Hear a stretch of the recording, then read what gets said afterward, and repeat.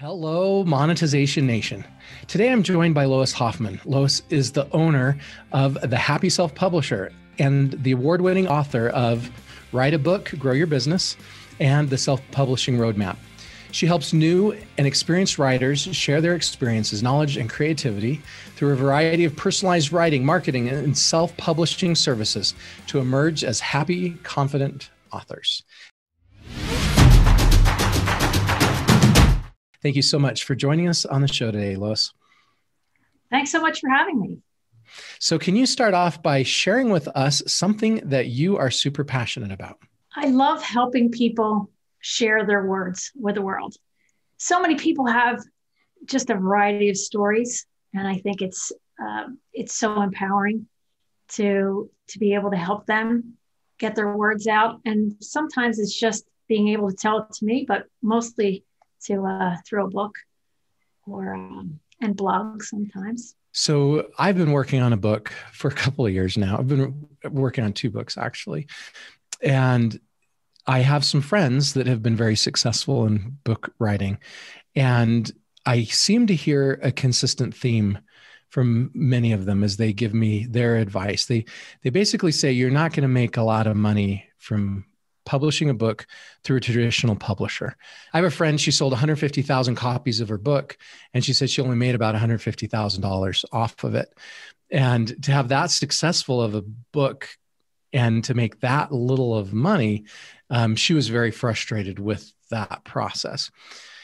And now a lot of people say, but it's your business card, it's your calling card, it's how you establish your credibility, and then you can very easily sell something else, right? If you have consulting services, if you have a course that you sell, if a membership site, right? It's a great way to get in the door and then sell something else. And then obviously, you don't have to go with the publisher. You can self-publish it and write your book, market it yourself, which a lot of the publishers are making you do anyway, print it yourself, which is not that expensive, and get your message out there. What are your thoughts on that about self-publishing versus publishing with someone else and being able to monetize this process of book publishing? Right. So I think what you're saying is correct, that it used to be the only game in town to go to a traditional publisher. They have gatekeepers there to keep people out. And so if you get a publishing deal, it's an amazing feat. And right now they're really limiting because their resources are just so limited. They're consolidating. So it's really even more difficult to get a traditional publishing deal.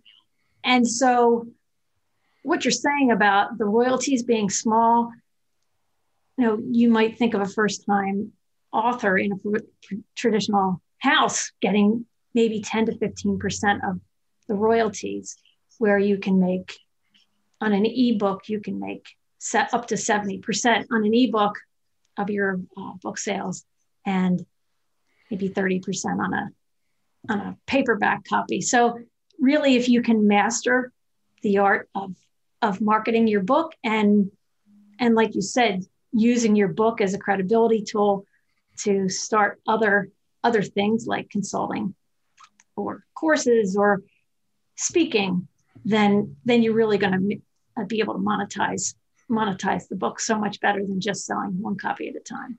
Yeah, even software companies, I've seen them going this route. Russell Brunson, who I consider the best digital marketer of our generation, he's written 3 books now that all help promote his software funnel, ClickFunnels, and have helped drive an enormous amount of recurring revenue for him through software by selling a book. And he didn't make a lot of money off the book itself, but made money on the back end from his software. Right, because a lot of people are using, just one of the great ways to use a book is as a lead magnet. So being able to just give your book away for free, so you are able to share your expertise and your philosophy and frequently asked questions, so that when you engage with a potential client, you don't have to answer the same questions over and over again. Everybody can start from a baseline of knowledge and information. And when you share a lot of great information, people pay attention. They Yeah. want to know more from you. And like you were saying, it can open the door to speaking. If you want to get into a specific industry, a lot of those conferences, they choose from published authors, and writing a book helps establish your credibility to get you in the door that can further build your credibility. Absolutely. It does open a lot of doors. And I think besides just opening the doors to other opportunities, it helps you define your business better, because you think about it and write about it and how you want your messaging. Yeah. And how you want to present it to the world. So I think that's really important too. Just the process of writing is really valuable in itself.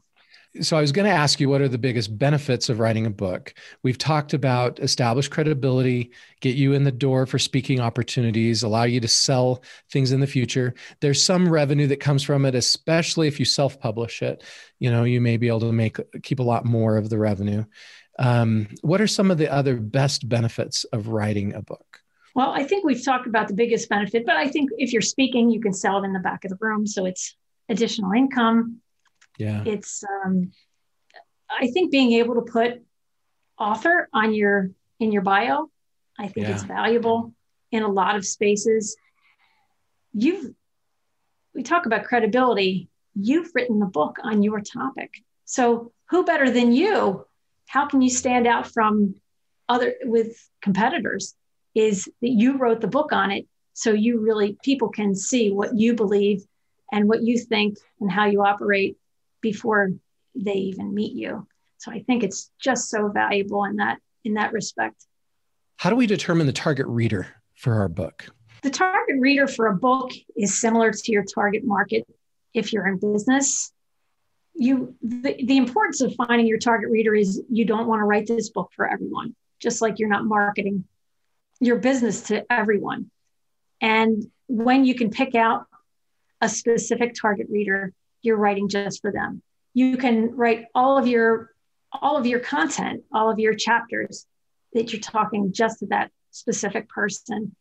And so a lot of times you can find out when you do other kinds of marketing, if you're doing a Facebook Live or you're doing other things, you're asking people questions, and who's asking you questions? What do they want to know? So, but we're looking at demographics, psychographics. You're finding out who's interacting with all of your other marketing on social media and everything. So I find that without digging too deeply into that, you're really missing a lot by being able to get to the heart of what somebody needs, what problem you're solving. So we identify our target reader first. We identify what they really need, and then we create the book for them. We don't decide what book we want to write and write a book about that. We start with the audience first. Absolutely. Absolutely. Well, actually, there are steps before identifying the target audience. And I can talk about that. Yeah, go for it. Yeah. What do we need to do before we identify? So the first thing I tell all of my writers, whether I'm doing a workshop live or online, or any of my coaching clients, is we start with why you're writing the book. So what's the driving force between why you're sitting at the computer every day? You need to know, because you want to be pulled through the process. You don't want to be pushed into it, because I hear a lot of people say, somebody told me I should write a book. And writing a book isn't something you're going to do in a weekend. And it's something that you'll need to come back to again and again. You need to be motivated to do that. So discovering your why is really an important part of the process. And then the second part is what your vision for success is. Because some people write a book because they want to explore some of their creativity.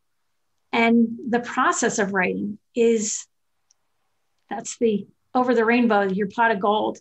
But for other people, and maybe a lot of your listeners are looking for how to monetize the book or create more income in their business. And so being able to identify that, then what does that look like? Is that increase it by 1 client or 10 clients or 10%? And just trying to figure out exactly what that looks like. And I call them financial goals, which you're all familiar with, but also the heart goals too. What kind of impact do you want to have on your reader or on your industry or on society? There's all kinds of ways to measure your vision for success, but that's just so crucial in embarking on this, because if you're just looking to please yourself or say, Mom, look at me, I wrote a book, then you don't need to spend a lot of money on editing. You don't need to spend a lot of money on cover design and things like that. You can just publish it or not, and you've accomplished your goals.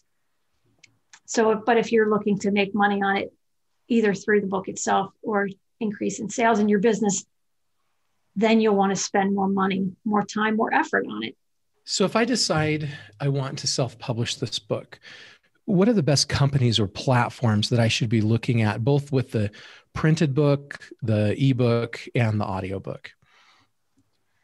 So there's two main players in the publishing space, and they're really publishing platforms. So Kindle Direct Publishing, which used to be CreateSpace, it's an Amazon company, and you can publish paperback and ebook, and now you can do series, short series kinds of publishing if you're writing fiction. And the other big player in the market is Ingram Spark, and traditional publishers are familiar with Lightning Source, but Ingram Spark is the consumer outlet for that. And the difference between the two is that a KDP, Kindle Direct Publishing, is a direct link to Amazon. And although they'll publish wider than that through expanded distribution, Ingram Spark is one of the world's largest distributors of books. And I think whether you do one or both, and there are other players, and especially in the ebook market, whether you do one or both, really, it's going back to your vision for success. Whether you want to go through additional trouble, because some people are just using the book, they're not going to do a lot of marketing on it. They'll put it on Amazon and send most of their traffic there, and they'll get a lot of hits. You can increase your sales rank and move up on the sales rank ladder and things like that. But if you're looking to really publish wide and get to more outlets, then using Ingram Spark in tandem with KDP is really very helpful. And that argument may even be another reason to publish with a big publisher. If you've got a book the publisher will take, maybe your goal isn't about the revenue up front, the revenue from the book sales, but you just want to get as much reach as you can to your book to build your back end business. And if that's the case, you may even go to, Simon & Schuster, go to one of the bigger names to help you get that reach. Is that a correct assessment? Actually, the big publishers also use the Ingram network. So okay. You're using the same networks. So it doesn't really make a difference. It's really, I would think the difference between when people self-publish versus traditionally publish, there's still a stigma. It's a fading stigma because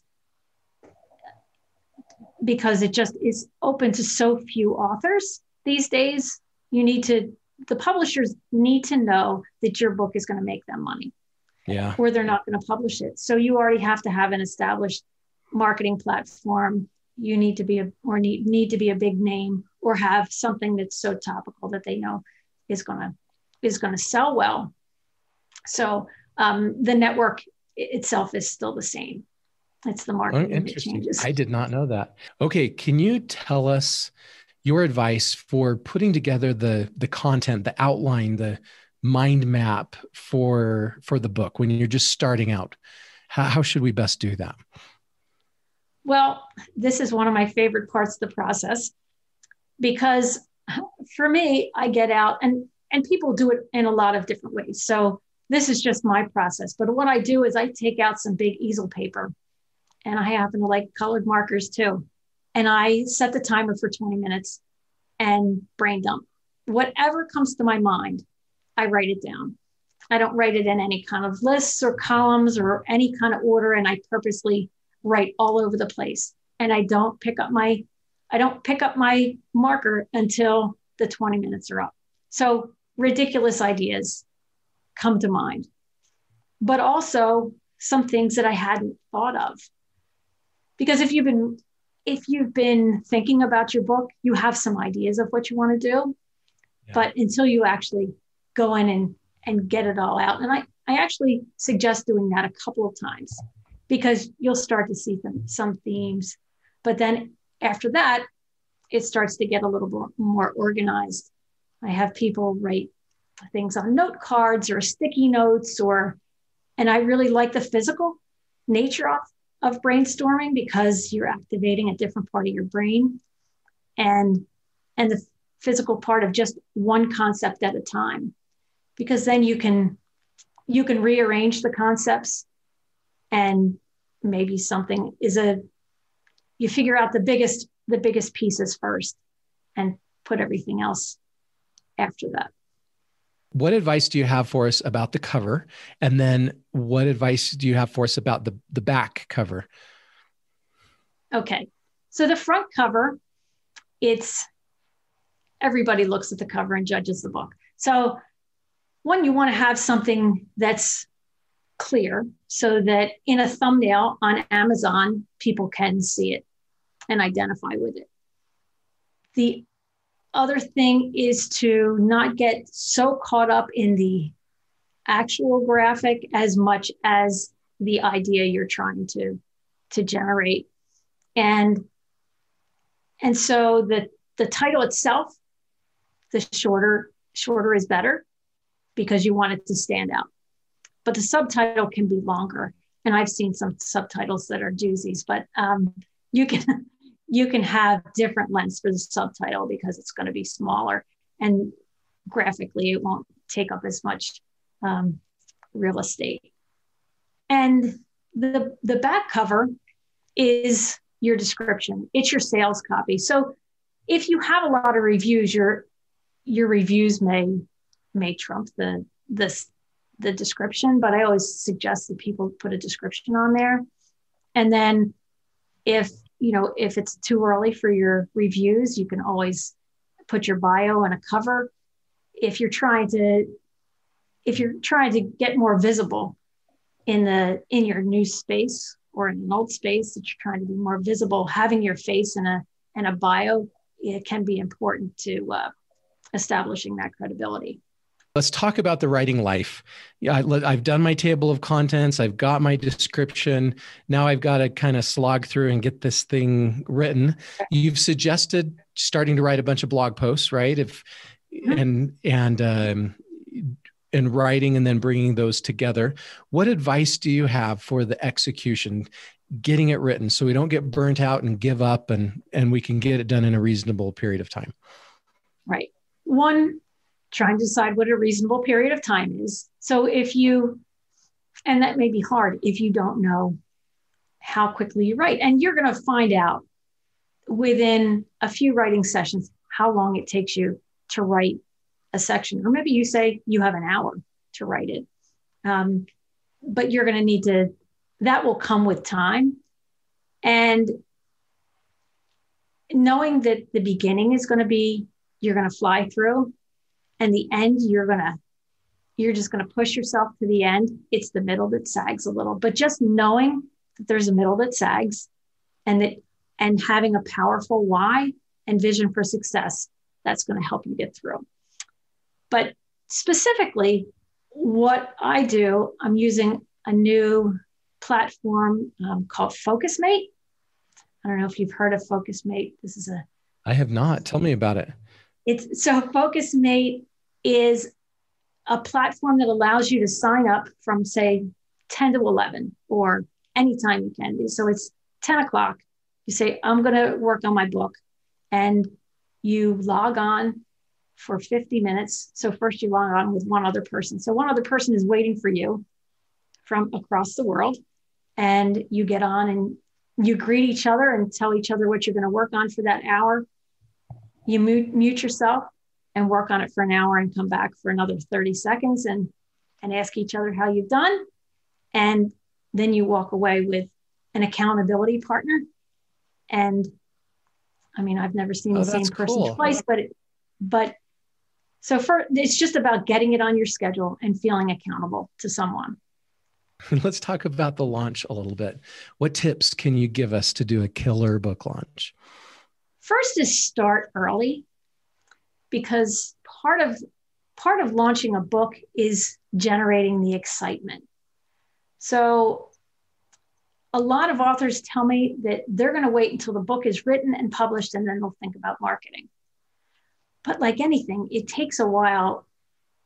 The people who are going to buy your book either know you already, and if you don't have a big list, that's not a big sample size. So you need to start doing all of your, whether it's content marketing, social media marketing, certainly building your email list so that you get people excited about it.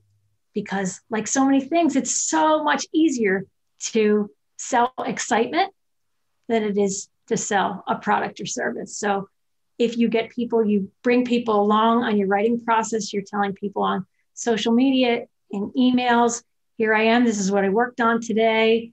I'm so excited to bring this information to you. So you get people on your side, and then you get people who help start the fire. And then once you get people who are your first readers, your first reviewers, then it's easier to, once you have reviews, it's just easier to get more people to read it. And so that's the first part of it. But then there's the launch itself, and that could be virtual or in person or both. And that's just there's a lot of planning that goes behind that. So you've written the book, you've published it, you've got it, your functional nonfiction book out on Amazon. Then what? What do we do? How do we use that book to generate business? And how do we use our business to sell the book? Right. So there are lots of ways to use your book to grow your business. And for some people, it's giving it away, whether you're at a conference and you have a booth and you're giving books away. It's a business card. You can use it. And that's one of the benefits of having a shorter book. My book, I can give away for $3. Well, that's an inexpensive giveaway. I also have mugs, nice orange mugs that have my name on them. But the book really tells more about why they should hire me than the mug does. And it gives the reader gets so much more value out of the book anyway, if they choose to read it. But as far as you can sell, I think we talked about that a little bit. If you're a speaker, you can sell it in the back of the room. You can, if you have an office, you can sell it there. But online, there's just so many different ways to use it, because you can use it as a lead magnet.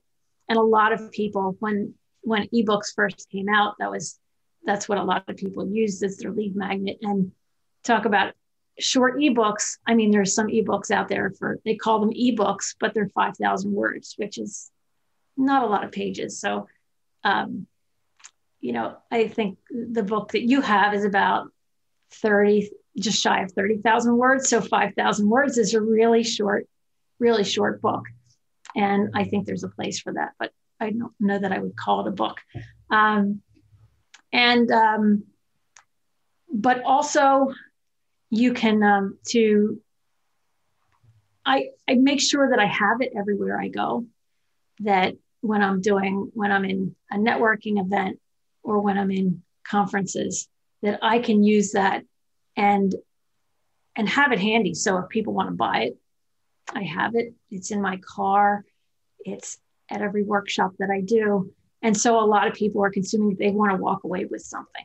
And so that's how I'm bringing in additional income. But for me, the book isn't, if I make $3 or $7 from the book, it really isn't, it doesn't match the kind of services that I provide. So really the book is in service of my business not in competition with it.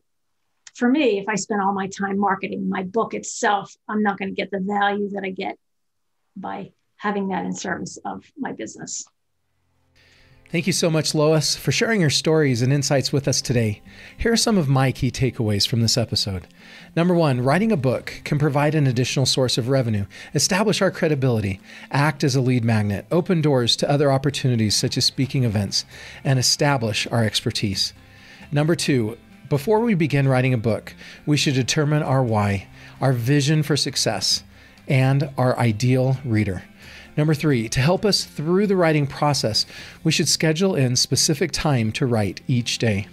Number four, self-publishing can be a great option for us if we already have an established audience and marketing team. And number five, it is easier to sell excitement than a product or service.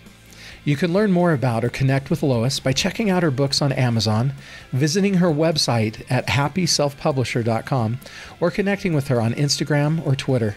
And you can find links to each of these sites in the blog post for this episode at monetizationnation.com. You can also get a free copy of my ebook about passion marketing and learn how to become a top priority of your ideal customers at passionmarketing.com.